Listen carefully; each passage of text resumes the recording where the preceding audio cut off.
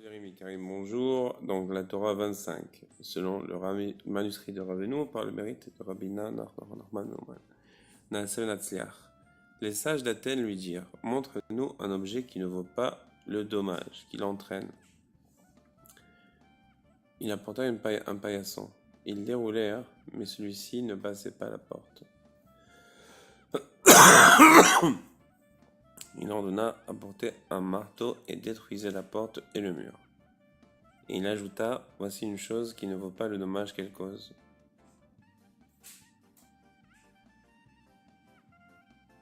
Depuis la destruction du temple, le shamir, le nectar et le tsophim et les gens de foi ont disparu. Commentaire de Rashi: montre-nous un objet qui ne vaut pas le dommage, montre-nous un ustensile qui n'a pas la valeur du dommage qu'il cause. Un paillasson, un tapis, ne passait pas à la porte. Sa largeur et sa longueur étaient plus grandes que l'entrée. Apportez un marteau et détruisez la maçonnerie de l'entrée et du mur jusqu'à ce qu'il rentre.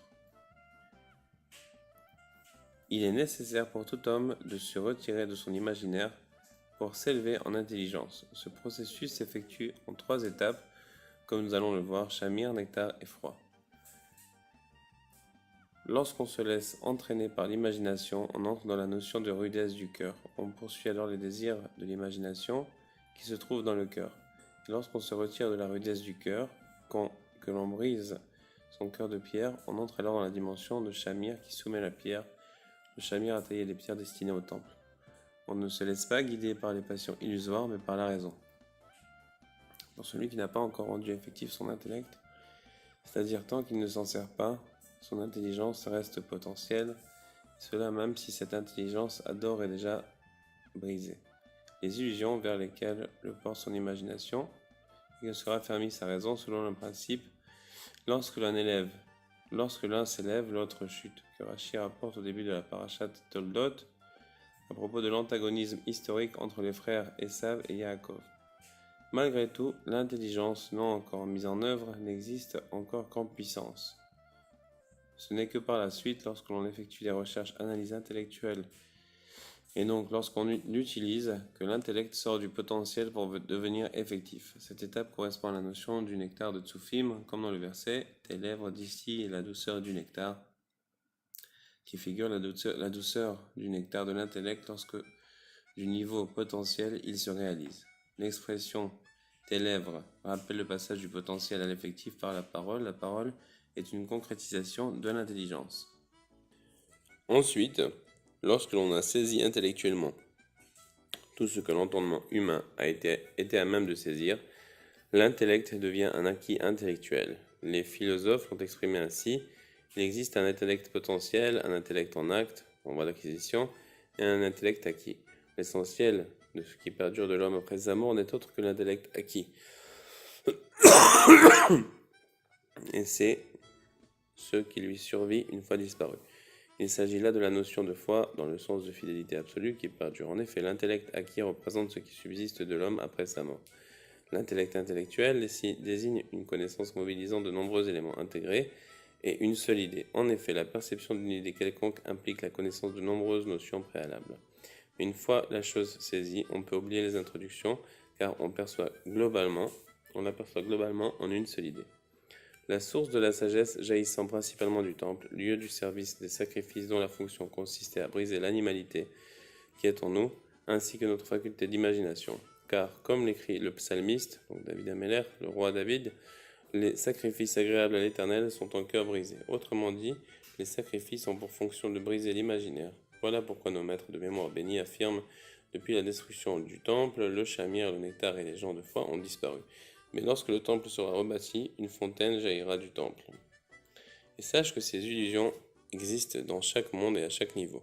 Ce sont là les écorces qui entourent le fruit et qui gravitent autour de la sainteté. Comme dans le psaume, les méchants rôdent aux alentours. Ainsi, lorsqu'un homme passe d'un niveau à l'autre pour parvenir à la sainteté, il doit nécessairement traverser ces illusions. Dès qu'il s'élève à un degré supérieur, les écorces, les forces négatives relatives à ce degré s'éveillent et l'entourent. Il faut alors les vaincre, les briser et purifier ce lieu de ces écorces. Sache aussi qu'il n'existe pas deux êtres humains identiques. En effet, toutes les âmes sont disposées l'une au-dessus de l'autre, l'une habillant l'autre. L'intériorité d'une âme inférieure fait fonction de vêtements et d'extériorité pour l'extériorité de celle qui lui est supérieure. De ce fait, lorsque l'on souhaite s'élever de son niveau vers un niveau supérieur, l'homme qui se situe au niveau supérieur se retrouve propulsé à un niveau encore plus élevé, car deux personnes ne peuvent être en même temps au même niveau. Cependant, seule l'intériorité de celui qui se trouve au niveau supérieur s'élève, alors que son extériorité reste à son niveau initial. De même, seule l'intériorité de l'homme du niveau inférieur s'élève, de sorte que l'intériorité de celui qui lui est inférieur devient l'extériorité de celui qui lui est supérieur. De plus, bien que l'écorce du niveau supérieur ait déjà été brisée par l'homme de niveau supérieur, malgré tout, lorsque l'intériorité du supérieur s'élève et que l'extériorité de l'inférieur, autre version, l'intériorité de l'inférieur s'élève, l'écorce se réveille à nouveau. En effet, elle n'a été soumise que par la lumière de l'intériorité de la personne supérieure, mais elle possède suffisamment de pouvoir pour se confronter à la personne inférieure, y compris à son infériorité. C'est pourquoi il doit la briser et la soumettre à nouveau. Les notions d'intériorité et d'extériorité correspondent à deux sortes de services. Le service de l'étude de la Torah, de la prière et de l'accomplissement des commandements évoque l'intériorité, tandis que les activités liées à l'alimentation, à la boisson et aux autres besoins corporels évoquent l'extériorité. Ainsi, le service de l'extériorité de l'homme situé à un niveau supérieur, c'est-à-dire son repas et sa boisson, est plus lumineux et plus précieux que le service intérieur de l'homme situé au niveau inférieur, c'est-à-dire sa Torah et sa prière. C'est en cela que l'intériorité de la personne inférieure fait usage de vêtements pour l'extériorité de la personne supérieure. Cet enseignement nous permet de comprendre le verset trône de gloire exalté depuis l'origine, le lieu de notre sanctuaire. Le trône qui s'est fait référence à l'intériorité au sens de Iskasa qui est caché. La gloire correspond à l'extériorité et aux vêtements comme il est écrit. Rabbi Yochanan appelait ces vêtements gloire. Le Chabduta. Exalté depuis l'origine, il s'agit de l'exaltation et de l'élévation depuis le premier niveau, de telle sorte que l'intériorité devienne extériorité. Pour cela, le lieu de notre sanctuaire, exalté depuis l'origine, il s'agit de l'exaltation et de l'élévation depuis le premier niveau, de telle sorte que l'intériorité devienne extériorité. Pour cela, le lieu de notre sanctuaire, il faut sanctifier une nouvelle fois ce lieu, car les écorces s'y éveillent à nouveau comme nous l'avons vu. Il n'est possible de soumettre les écorces de chaque niveau, illusions, pensées, désirs, perturbations et les obstacles qui s'y présentent que par l'évocation de la grandeur du Créateur.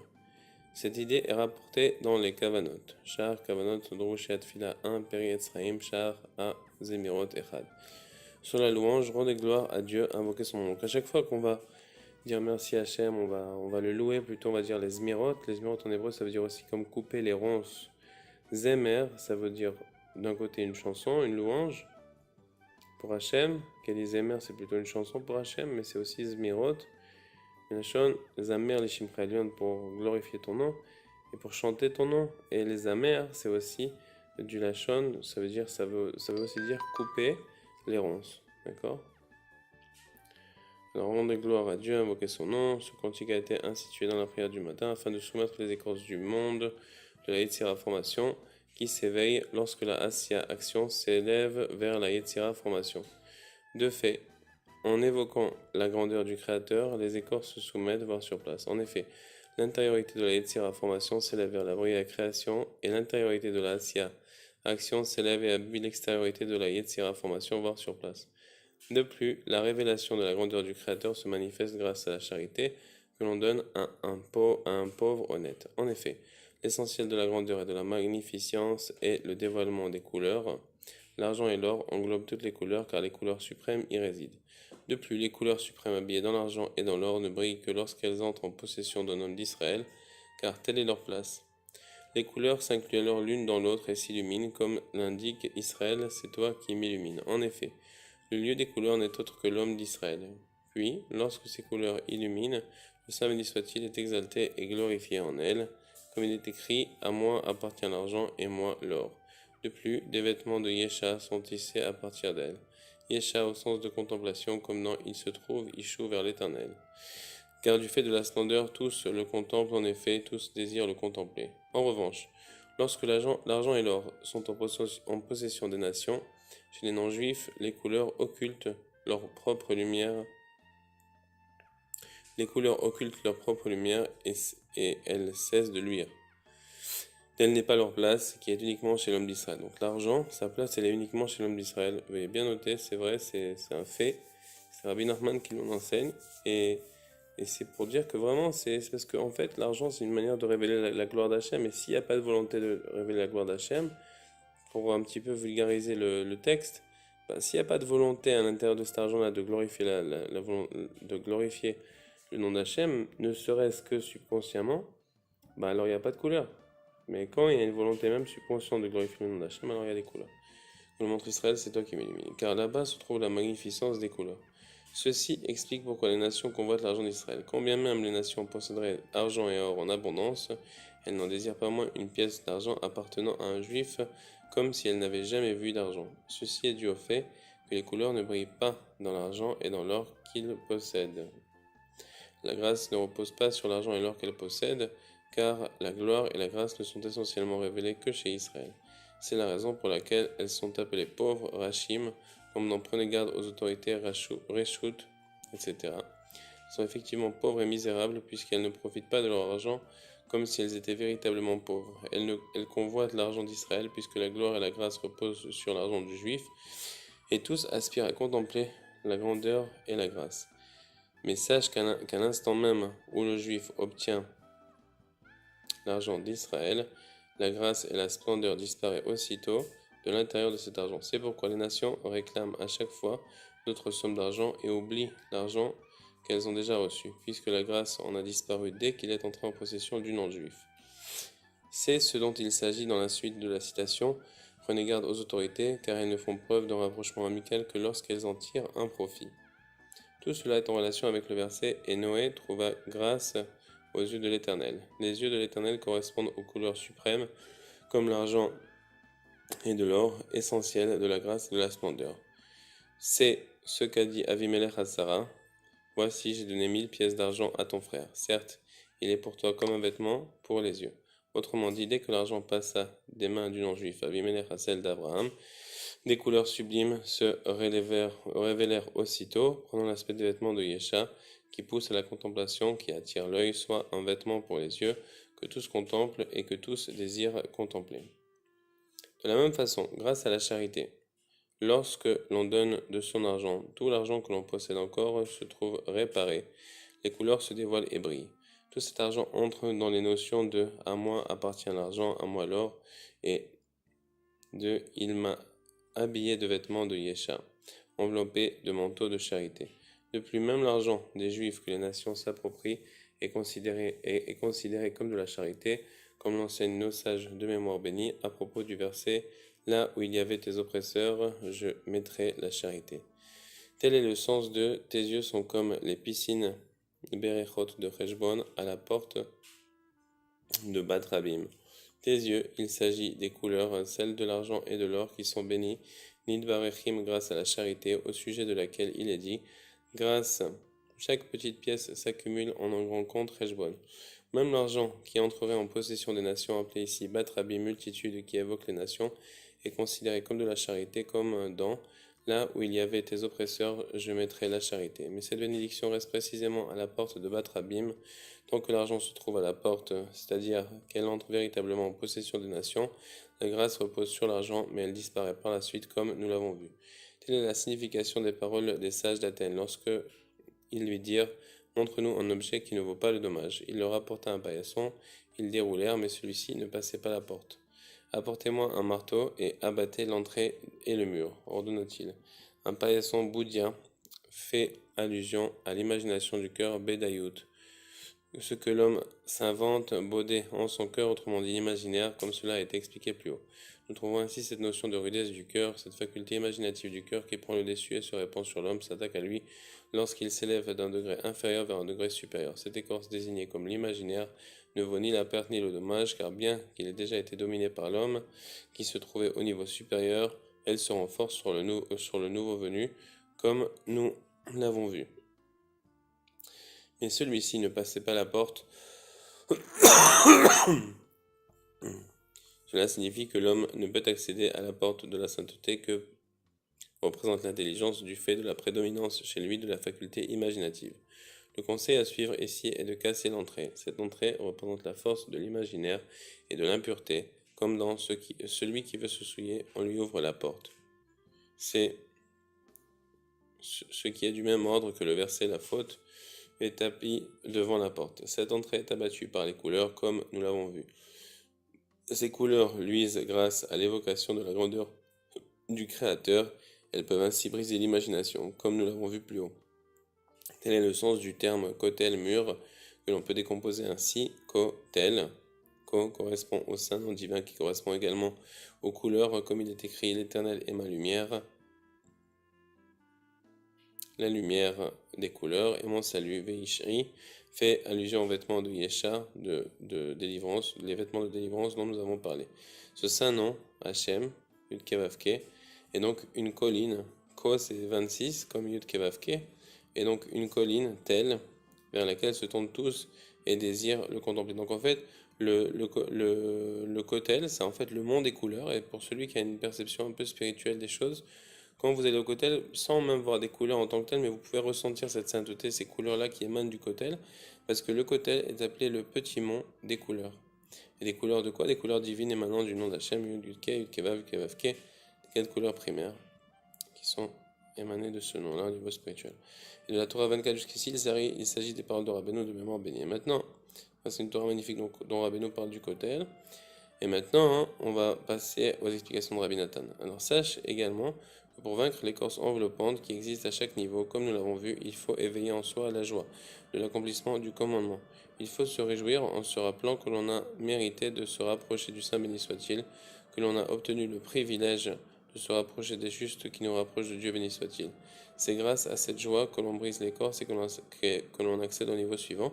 Ça rejoint tout à fait la Torah 24 qu'on a vu avant avec des explications amples et très très belles. Donc, relatif au paragraphe 1, un commentaire de Rabbi Nathan, les sacrifices agréables à l'Éternel sont un cœur brisé. Autrement dit, les sacrifices brisent l'imaginaire, voir sur place. Il s'agit de la notion de l'imposition des mains sur les sacrifices. En effet, on apporte les sacrifices depuis le domaine animal qui correspond à la faculté imaginative. En effet, l'animal possède aussi la faculté imaginative. Ainsi, lorsque l'homme se laisse entraîner par l'imagination de son cœur, c'est-à-dire par ces passions qui, à Dieu ne plaisent, émanent de la faculté imaginative, il s'agit là d'un acte véritablement animal, car l'animal possède aussi la faculté imaginative.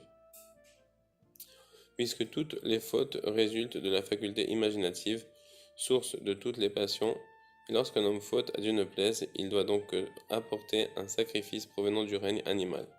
Il doit imposer ses mains et confesser toutes ses fautes sur le sacrifice au moment de l'imposition. Et grâce à cela, toutes ses fautes et sa faculté imaginative passent sur l'animal, qu'on identifie à la faculté imaginative comme nous l'avons vu. Puis l'égorgement succédera immédiatement à l'imposition. On égorge l'animal en sacrifice. C'est ainsi que l'on soumet et que l'on brise la faculté imaginative. Relatif au paragraphe 2 et 3, commentaire de Rabbi Nathan, il est expliqué là-bas ainsi. Lorsqu'un homme passe d'un niveau à l'autre, il doit nécessairement traverser ses illusions afin de parvenir à la sainteté. Et dès qu'il s'élève à un degré supérieur, les écorces relatives à ce degré s'éveillent et l'entourent. Il faut alors les vaincre de nouveau, etc. De plus, bien que l'écorce du niveau supérieur ait déjà été brisée, etc., malgré tout, lorsque l'intériorité du supérieur s'élève et que l'extériorité de l'inférieur, autre version, l'intériorité de l'inférieur s'élève, l'écorce se réveille à nouveau, voire sur place. Donc, en fait, ce qu'on veut dire, c'est que justement ce que je voulais expliquer, donc là Rabbeinu va l'expliquer, après on va commenter.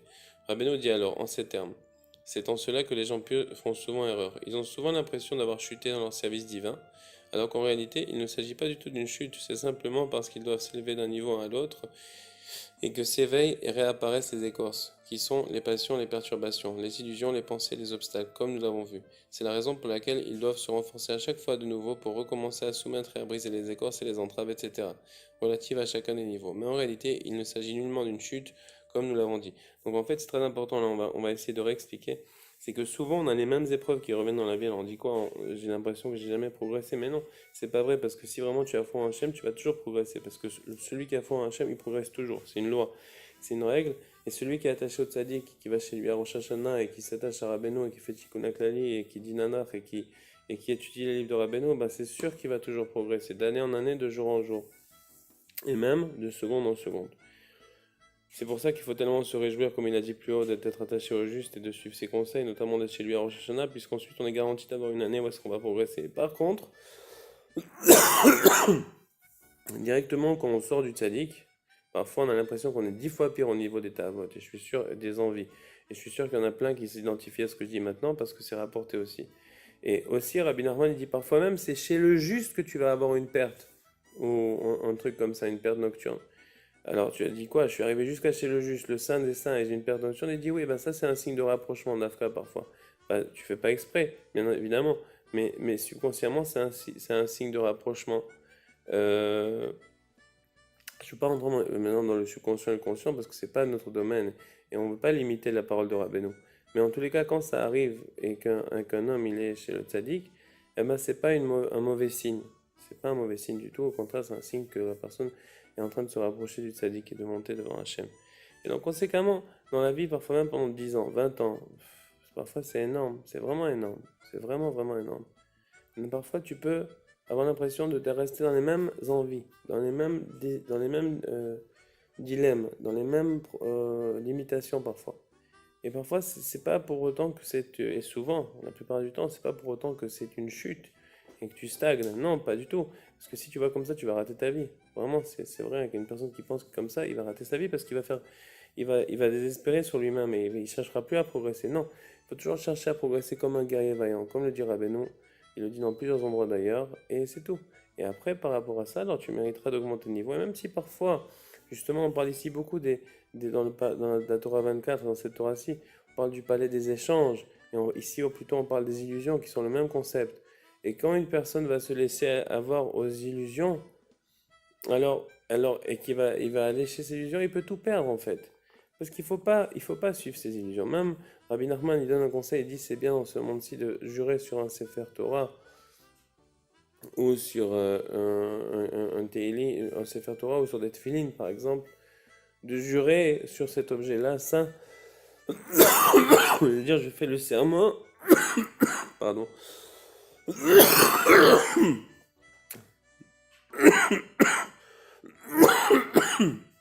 mille excuses. On essaie d'être en santé hein, pour ces vidéos, c'est pas toujours facile de pas tousser. En tout cas, désolé. Mais alors, Rabbeinu il dit, c'est bien de faire le serment sur un Sefer Torah ou sur un Tfilin et de dire à Kadosh Baruch Hu, je fais le serment que sur cet objet saint, dans le monde futur, quand je vais mourir, je vais aller directement chez Rabbeinu. Pourquoi? Parce qu'il raconte que là-bas, quand on meurt, eh ben, il y a toutes sortes d'anges qui s'appellent des Mechablim. Et en fait, c'est pas des Mechablim physiques, c'est des anges qui s'appellent comme ça. Malaché Chabala. Et en fait, il se déguise dans des personnes de ce monde. Et même quand la personne est morte, bah, il a l'impression qu'il continue sa vie. C'est un concept très étrange, c'est comme dans les films. Et il a l'impression qu'il va au travail, qu'il continue, etc. Mais en fait, il n'est pas vraiment là. Et tout d'un coup, ben, il y a une histoire qui rapporte là-bas et que le bonhomme, il était dans sa charrette et il pensait qu'il allait au marché pour vendre des items et tout. Et après, ben, il a dit, moi, je vais aller chez le tzaddik. Mais non, c'est presque Rosh Hashanah. Ils ont dit, les gens de la charrette lui disent, non, non, laisse tomber, maintenant on va au marché et tout. Il a insisté, il lui disait, mais non, moi je vais aller chez le tzaddik. Et eux, ils ont dit, non, écoute, viens, on continue maintenant. Après, ils lui ont dit, écoute, tu sais pas que tu es déjà mort. Nous, on est des malachés Chabala qui vont t'amener maintenant à l'endroit où tu dois aller. Et voilà, il a dit non, moi je m'oppose. Alors ils l'ont amené à la Cour suprême dans le ciel. Et il a dit non, moi je vais chez le tzaddik. Dans ma vie, j'étais attaché à lui, maintenant j'y vais. Donc il a été. Grâce à Dieu, il a été réparé. Il est sorti de tout ce monde de l'illusion qui est entre guillemets Olam HaTohu, ça s'appelle. Le monde d'une illusion. Parce que tu penses que tu vis encore pendant parfois des dizaines, des centaines d'années, mais tu vis pas vraiment. T'es entre deux mondes, quoi. Voilà. C'est vraiment. Et tout ce monde-là, il est basé sur l'illusion. Comme un peu une matrice illusionnaire. Pour ceux qui ont vu le film, ça ressemble, mais c'est un autre concept. En tous les cas, quand tu fais ce serment-là, alors même si après la mort, eux ils veulent te prendre dans leur filet, toi tu as déjà juré, tu dis non, j'ai un serment qui m'oblige et tu dois y aller, et tu vas chez le tzaddik et après tout est bien. Voilà. Donc ça paraît compliqué, mais c'est aussi simple que ça. Et donc c'est pour ça qu'il faudrait vraiment refaire ce conseil-là qu'il a dit à Beno, de jurer sur un objet saint, des tefilines, ou bien un Sefer Torah, de faire de jurer cette chose-là.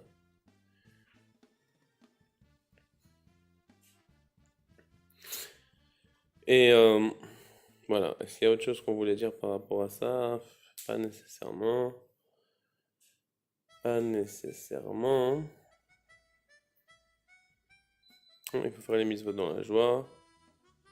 Et ah oui, et surtout dans ce monde-ci, il faut jamais donc justement, parce que ces illusions-là, elles peuvent nous avoir après la mort, mais n'oubliez pas qu'elles sont surtout dans ce monde-ci. Et dans ce monde-ci, on ne vit qu'illusions, et quand vous allez au travail, vous revenez, vous allez au travail, vous revenez, et comme ça, ainsi de suite, pendant au moins 20 ou 30 000 fois dans votre vie, je sais pas combien de fois. Mais bon, peut-être pas 20 000, on va dire pour une personne normale à peu près 10 000 fois. 10 000 à 15 000 fois, à peu près.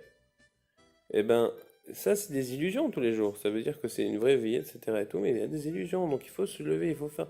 Il vaut des doutes, il faut se lever au moment de l'illusion. C'est quoi? C'est Khatsot. Quand les gens ils dorment au plus profond la nuit, c'est comme il dira Beno, au plus profond c'est minuit. Eh ben, il faut se lever, il faut faire Khatsot, il faut crier à Kadosh Baruch Hu, on veut se rapprocher de lui.